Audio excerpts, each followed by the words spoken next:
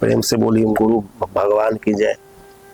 देवियों एवं सज्जनों, फिर अगले भाग में उपस्थित हूँ उस परम ज्ञान के साथ। तो ईश्वर इस संसार के सर्वोपरि सत्ता है। उन्होंने ही इस संसार को रचा और इस संसार में जो कुछ है वो सब ईश्वर का है। बाकी जो आप जितना देख रहे हैं, जो दृश्य दिखाई दे रहा है, दृष्टिगोचर हो रहा है, वो सब माया है, सब मिथ्या है।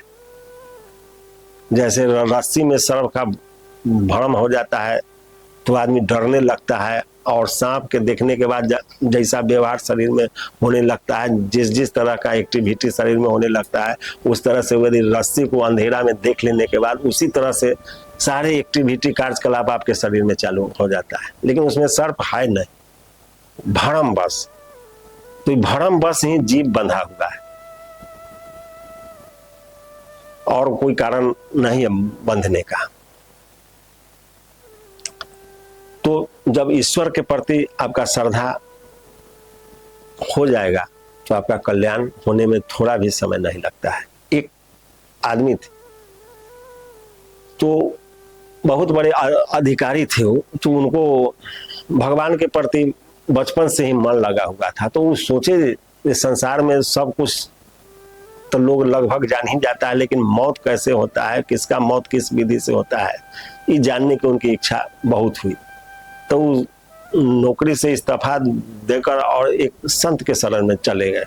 उनके यहाँ रहने लगे, उनसे सेवा सत्कार उनका करने लगे, उनसे आग्रह करने लगे कि हमको ऐसा ज्ञान बताइए जिससे हम प्रभु को जान सकें, ताकि हम अपने मन की व्यथा उनको कह के आज जो जानना है वो हम जान सके। तो संत कहेंगे ठीक।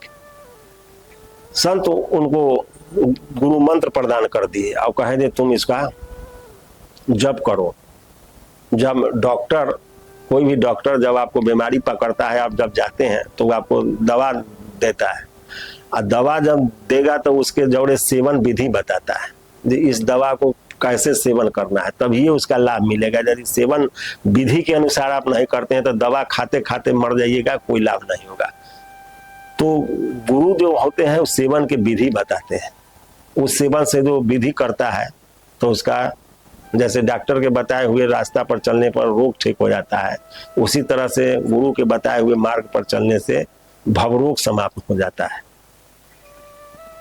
तो संत के पास आए, संत उनको ज्ञान बता दिए, वो अपना लग गए। तो एक रोज उनको भगवान स्वप्न में, अनुभव में बताए जो तुम्हारा मृत्यु 1 साल के बाद वो हो जाएगा, और मृत्यु होगा तुम्हारा फरसा से गर्दन कट जाएगा।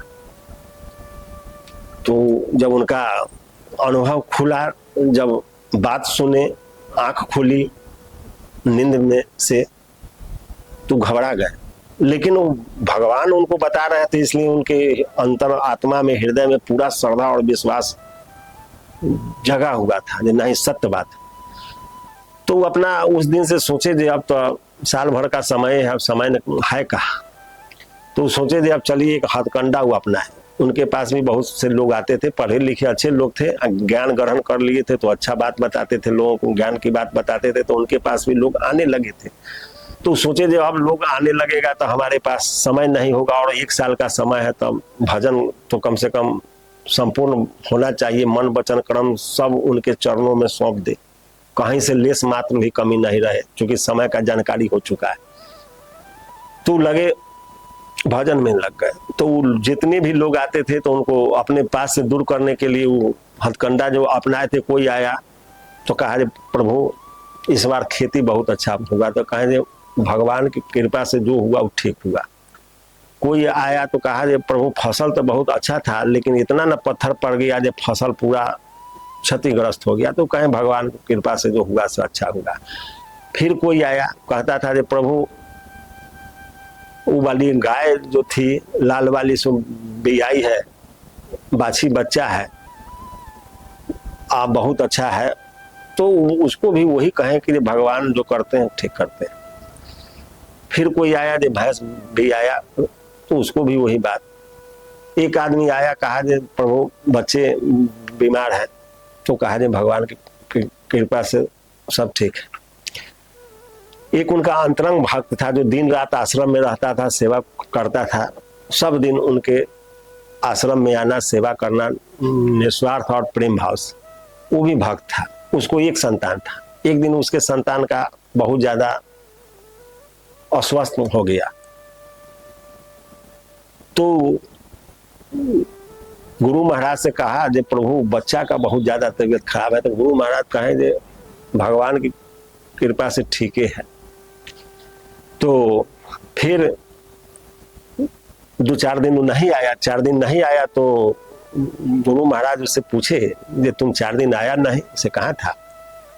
तो कहा जे क्या कहे प्रभु, जो बचवा था एक तो था, ये था, वो नहीं रहा, मर गया। तो कहे जे प्रभु के कृपा से अच्छे हुआ। अब उसको एक संतान था, सब दिन वो इनका सेवा करता था, दिन रात आश्रम में आना, झाड़ू लगाना, फूल लगाना, सब कुछ करना। उसके बाद जब इसको कह दिए जो मर गया तो अच्छे हुआ, तो उस बात से उसको बहुत ज्यादा अंदर में गुस्सा आया, बहुत क्रोधित होगा। उस सोचा जो ये आदमी कहीं से सही नहीं है, से इनका जैसे कल सिर काट देंगे। और वो वहां से चला गया, घर पर गया, फरसा निकाला, उस पर लगा शाम धरने, अपना पिजाने उजाने अच्छा तरीका से, ये कल तो इनका अंत करिए देना है।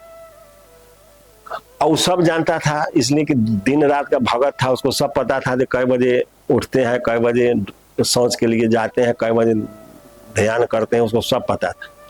तो सोचा कि यहाँ आश्रम पर तो कुछ करना ठीक नहीं है, शौच के लिए जाएंगे तो उधर ही इनका सर से धड़ अलग कर देंगे। तो जिस दिशा में शौच के लिए जाते थे उसको पता था। तो एक झाड़ी में फरसा लेके भोरे में आया, अब बैठ गया।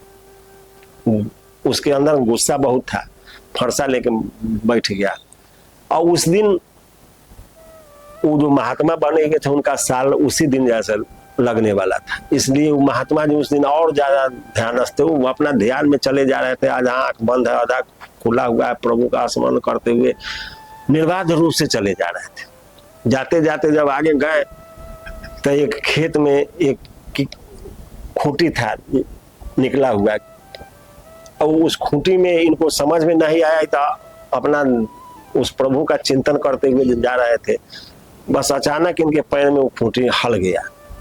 तब अचानक खूंटी हला तो दर्द हुआ, इनके मुंह से कराह की आवाज आ गया, राम राम राम करने लगे। देखे तो बहुत ज्यादा शरीर से रक्त का प्रवाह होने लगा। तब वो जो छिपा हुआ था इनको काटने के लिए फरसा लेके, तो वो कहा कि जाओ अच्छा, अब अच्छा समय आया है। वो निकला, कहा क्या महाराज अब बताइए अब कैसा लग रहा है? तो महात्मा जी कहा भगवान की कृपा से अच्छे होगा। तो कहा जी कैसा आदमी है, इतना दर्द हो रहा है, आप कह रहे हैं भगवान की कृपा से अच्छा होगा? तो कहा जी इतना आपको इतना हल गया खूंटी, और आपको इसे टेटनस पकड़ेगा, आप मर जाइएगा, और आप बोल रहे हैं भगवान की कृपा से अच्छा होगा। तो फिर महात्मा कहे जो प्रभु के कृपा से जो हुआ वो अच्छे हुआ। न तो आज हमारी गर्दन कटने वाली थी, कम से कम गर्दन न कट के प्रभु इतना ही कील भोंक के छोड़ दिए। तो वो आदमी आश्चर्य में आ गया, जब भाई गर्दन कटने वाला था, ये तो बात हम अपना मन में सोचे हुए थे, ये कैसे जान गए? तो चिंता में पड़ गया। तो वो पूछा जे आपका गर्दन कटने वाला था? तो महात्मा जी कहा हाँ आज मेरा गर्दन कटने वाला था, लेकिन कम से कम भगवान गर्दन न कटने से बचाएं और कील पर ही रोक दिए। तो वो सोचा जे अब तो महात्मा जी इस बात को समझ गए, गुरु महाराज को कहीं ना कहीं से पता चल गया। तो वो आदमी के अब अंदर में ईश्वर का प्रेरणा होने लगा, क्योंकि साधु से हो ही ना कारजानी। वो साधु यदि कुछ उसको बोले तो कुछ सोचिए कि बोले होंगे उस प्रभु के प्रेरणा से, लेकिन वो उनको शत्रु मान बैठा। लेकिन उसके अंदर फिर उस समय प्रभु प्रेरणा करने लगे, तो उसका बुद्धि बदलने लगा, जी तो गलत सोच लिए, हम इनको नहीं काटना का विचार अपने मन में लाना चाहिए। वो तुरंत क्षमा मांगने लगा, देखिए गुरु महाराज से हम ही फरसा रखे हुए हैं झाड़ी में आपके काटने के लिए। आज हम आपका जहाँ से सिर धड़ अलग कर देते हैं, आप हमारा बच्चा मरा, हम आपको कहने गए तो आप कहें भगवान की कृपा से जो हुआ अच्छा हुआ। तो इस बात से हमको बहुत बुरा लगा और इतना क्रोध हमारे शरीर में फैल गया जो हम अपने आप को काबू में नहीं कर पाए। आपको गर्दन काटने के लिए फरसा ला के रखे हुए। तब उस जो उसके संत थे वो बताए कि भगवान की कृपा से जो हुआ सो अच्छे होगा। मान लो कि तू हमको काटने के लिए नहीं बैठा हुआ था, हमारा काल जो था वो तुम्हारे हृदय में प्रेरणा करके उस झाड़ी में बैठाया और आज हमारा गर्दन कटने वाला था। काल तो आया सही, लेकिन उस प्रभु के कृपा से अपने गुरु के बताए हुए ज्ञान से आज हम बाल बाल बच गए और वो काल वापस हो गया, तुम्हारा बुद्धि फिर शुद्ध हो गया और हम उस मौत के मुंह से निकल गए। और वो अपने प्रभु पर अटूट विश्वास उसको जो बचा था वो भी पूर्ण हो गया। तो मंत्र महामणि विषय ब्याल के मेटत कठिन कुंक भाल के। जो मंत्र जो है महामणि, विषय रूपी जितने भी वासना है काल के चक्र को भी समाप्त कर देता है, इतनी शक्तिशाली। तो उस गुरु के बताए हुए मंत्र, उस महापुरुषों के बताए हुए साधना पर जो चलता है उसका उद्धार निश्चित होता है, उसका कोई कुछ नहीं कर सकता है संसार में। तो नाम लेत भव सिंधु सुखारी करहूं विचार सुजन मन माही। नाम लेते भवसागर सूख जाता है।